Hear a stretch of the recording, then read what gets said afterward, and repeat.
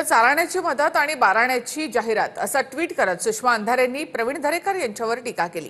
11 लाखांचा चेक दिसत असताना सुद्धा शेलार ट्विटमध्ये 55 लाख रुपये सांगतात असा निशाणा आशिष शेलार यांच्यावर सुद्धा त्यांनी साधला। तर याला दरेकर यांनी सुद्धा प्रत्युत्तर दिलं।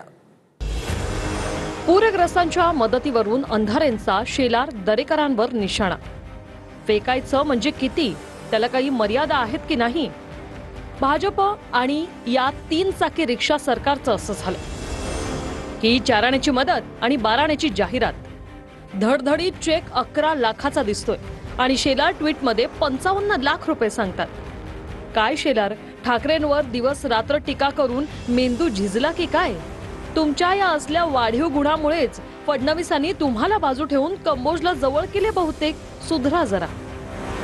सुषमा अंधारे बोगस आहे हे आज पुन्हा एकदा सिद्ध झालेलं आहे आणि त्या ठिकाणी खूप सूक्ष्म आणि लघु झालेले आहेत। कुणाच्या कापल्या करंगळीवर लघुशंका न करणारी ही लोक त्या ठिकाणी सकाळी उठले की आपला भोंगा वाजवतात।